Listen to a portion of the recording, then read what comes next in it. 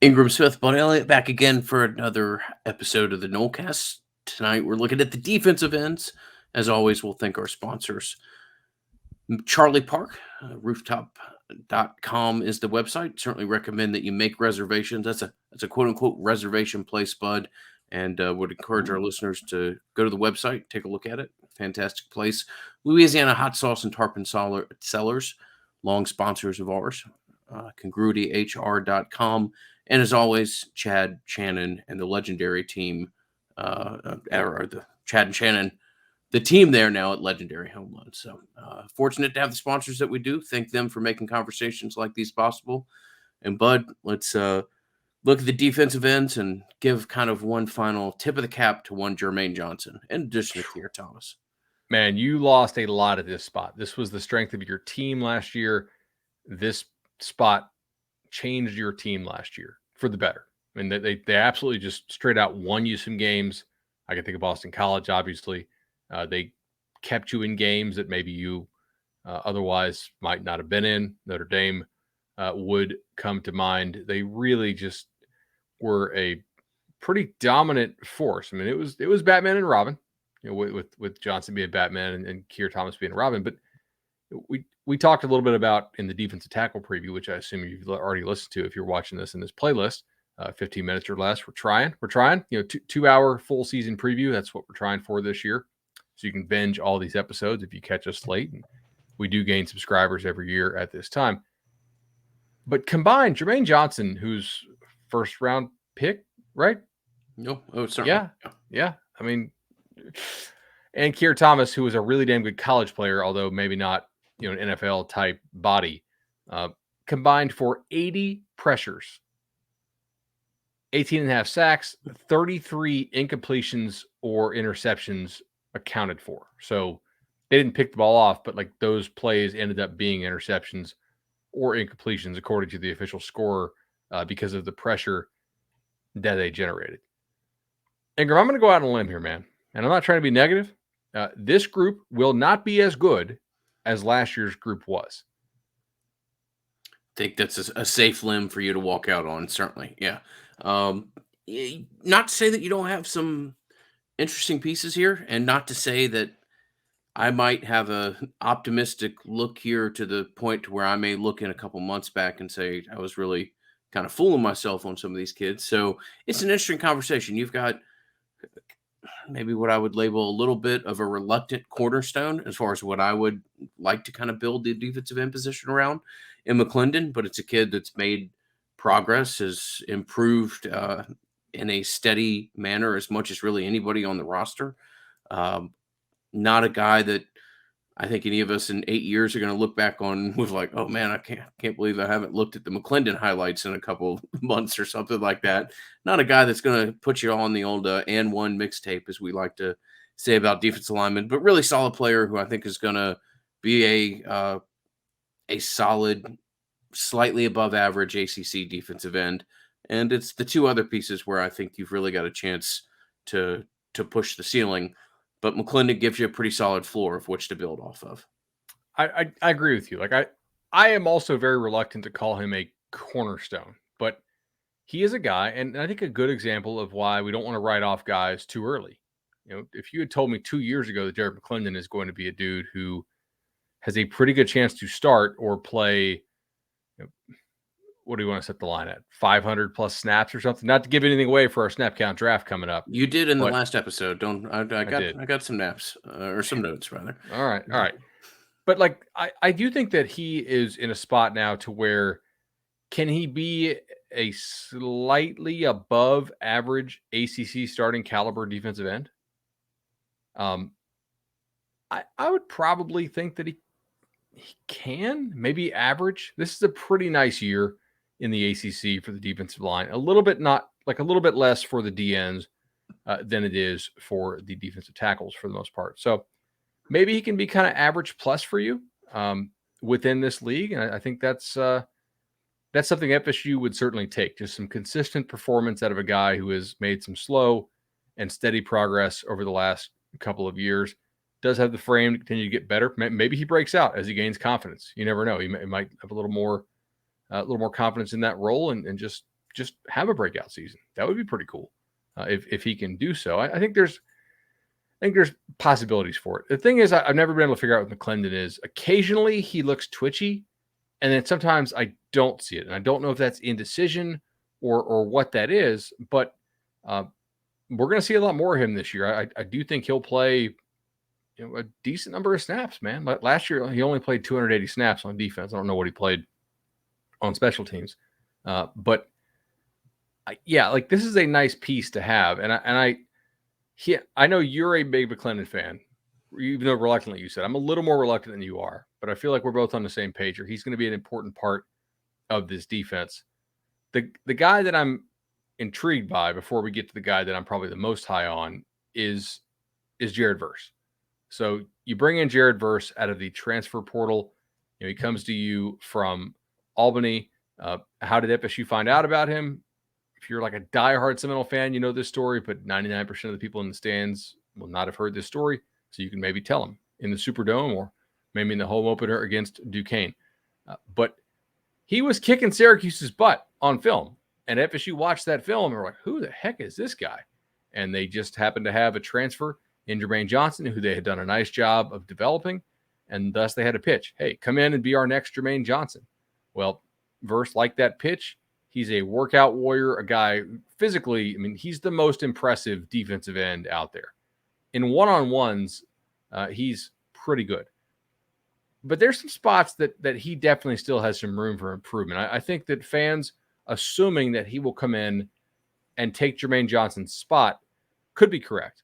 Fans assuming that he will come in and come anywhere close to Jermaine Johnson's production from 2021 immediately, I think are not really operating in reality. What do you think? Yeah, no, I don't think you can legitimately expect anyone to match.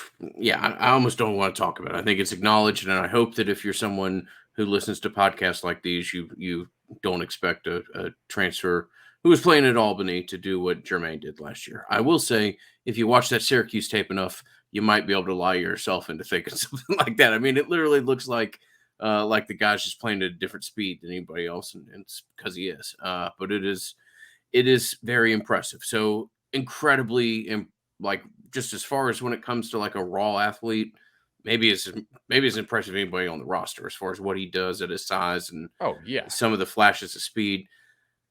So he's going to get blocked some. Okay, you understand. Everybody gets blocked. That's not so much of a concern.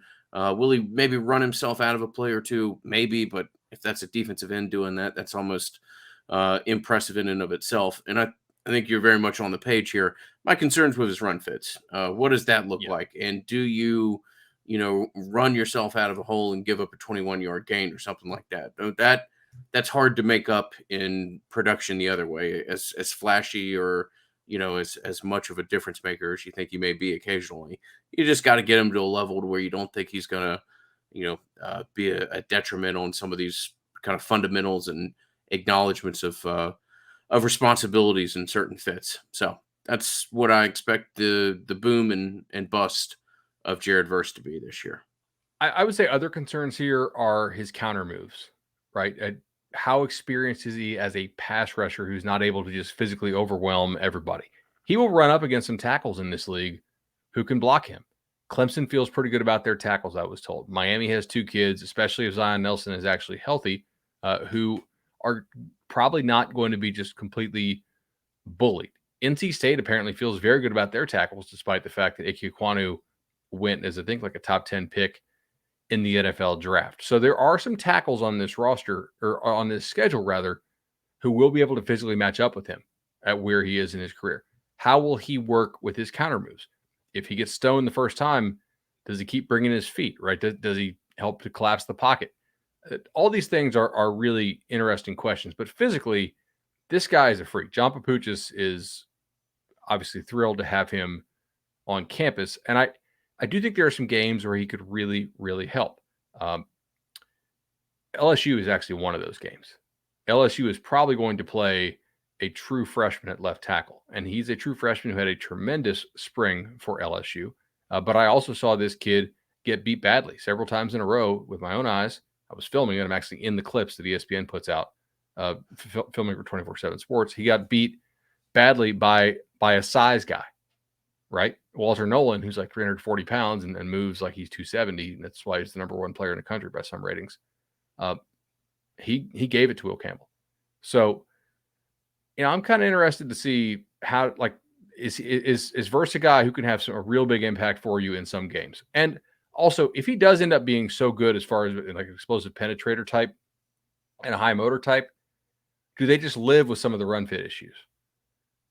I think this team was such a damn good tackling team last year, especially in the latter 2/3 of the season. Maybe you live with him. I don't know. I think he's going to play quite a bit too. I think he and McLendon will play quite a bit. But the guy that I would say I am most confident in being a good player for them this year, if he can stay healthy, is Dennis Briggs. Dennis Briggs didn't sign quite as far back as Coop did. I think he was a 1 year different than Coop. I remember flying back from the opening tournament back when it was still out in Oregon with Briggs. So it's been a while. There's not a lot of those Oregon guys left. He's like 275-ish now. He played D tackle. He played D end. He's back at D end. He was actually extremely effective last year when he was healthy through the first couple games, and then he got hurt, and that really did change some of what FSU's defense wanted to do. Now, look, some of these numbers I don't really trust because it was against Jacksonville State. So, okay, like you lost that team, but some players did have dominant games for you last year. But his like pressure rate per snap was extremely high. Like the win rate stats that we can look at were pretty high. I think this is a guy has versatility in terms of where he lines up because he can play 7, he can play 6, he can play 5. I think he's good with his hands. I think he's really damn athletic for his size. And if it all clicks, this is a dude. I mean, make a prediction on it. You're just as bold on him as I am. I'm pretty excited to see what they can do with Dennis Briggs. Yeah, I know to a sidewalk fan, what I'm about to say may not sound all that bold, but I legitimately think this kid has a chance to be a second team All ACC defensive lineman. And if you just listen to this as a standalone episode, we spent about 2 minutes gushing over what the ACC has as far as defensive line and the defensive tackle preview. It's absurd. Clemson alone is absurd, but it is the strength of the conference. And Briggs, again, that is optimistic of the optimistic, but I think Briggs has a chance to have a breakout year. Incredible physicality as to what the guy offers you, decent amount of bend as well. I hope I'm not just sitting here lying to myself, but I think Briggs has a chance to be a very, very significant contributor and somebody that you start to look at building the defense around. And yet, I got to say, like, even if Briggs plays to his potential and Verse plays to his potential and McLendon plays to his potential and they all three stay healthy, look, we are still predicting a drop-off in quality of defensive end play. I don't want people to think this is not true. Okay? If they don't stay healthy or if they don't play to their potential, the drop-off is huge. If they all stay healthy and they play to their potential, the drop-off is, I think, minimized. Might be a good word for that. They had, again, 80 pressures, 18 and a half sacks, 33 incompletes and interceptions accounted for last year. And that was only they're not getting a whole lot of sacks in games where people aren't having to throw against you in the second half. And there were certainly some teams that just shut it down because they knew they had you in the bag last year. So, yeah, this is a position that I feel relatively confident, if healthy, that it will not be a bad position. I think you are, if healthy, upper half of the ACC here. But it is definitely a drop-off. You had arguably the best tandem in the ACC last year. So, depending on what you think of the Pitt and some other teams. So, I'm excited to see what these guys can do. I'm really excited potentially about the versatility they offer, by the way, because of the size of the bodies. Like McLendon ain't small. Jared Verse is legitimately jacked. And Dennis Briggs, obviously, is a former D tackle. I want to see how much 3-down stuff they can run. That's what I would try and do, somewhat at least, with these bodies. I don't, and maybe that allows you to bring, I don't know, an Amari Gaynor off the edge, or maybe one of these young guys we should probably talk about before we hit the 15-minute mark. Are there any young guys you think like, hey, not in a starting role, not in a God, I hope they don't have to play a ton role, but in a, can you start to phase them in as a contributor role?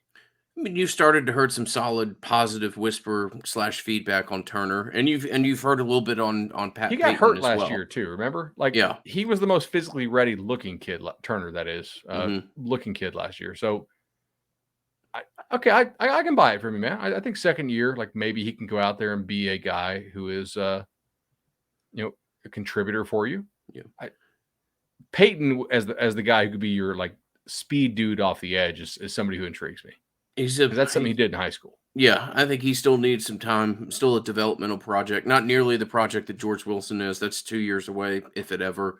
I think at this point, uh, Aaron Hester, There's some not somebody. Toshman Stevens there, right? Yeah, a good. Or no, who was the kid that Jimbo took from North Carolina who they kept telling it like Brew and those guys would tell you like how he was going to get so much bigger, and I was like, It was I think he was a South Carolina kid. I know who you're talking about. I'm blanking on him. super skinny. I mean, like Jimbo at one 6'7", point buck said he 80. was a future top 20 pick or something like that. Just madness. But They anyway, medically disqualified him after like 2 years, right? yeah, yep. Yeah, Name he slips my couldn't get mind. big. Yep, Aaron Hester's the freshman here. Maybe you start to see something. They're excited with what they have to ultimately work with. And then you've got Leonard Warner that I'm sure there's a hell of a commitment date on Leonard too. He's doing my taxes, by the way. But like, yeah, he's getting his master's in taxation for master of laws. This is his 7th year. Is it Good his for 7th Leonard. year? Wow. No, it can't be. It's got to be a It's 6. got to be a 6. But that's Leonard still Warner commit date. he's been around long enough that I would believe you for half a second if you did tell me that. Oh. Leonard Warner commits. I probably He's have. a Did I have Brookwood kid. I'm trying to remember what class exactly, but yeah. This was. Well, and I mean, now I'm going to get mad at myself for not doing a good job on the SEO of this post because my old TN stuff is not ranking number 1 here. We used to consistently do it. He committed February 1 of 2017. So 17, obviously, followed in his first year. This is 6th year. That's wild. That's wild. All right, man. Well, good luck to you, Leonard. I mean, I would love to think that we see something, but I wouldn't count on it. Hey, look, it's an interesting position. We acknowledge there's going to be a drop in production. We also acknowledge we're really excited about some of the pieces that have a chance to fill in. So there's your defensive end preview. We'll be back with your next one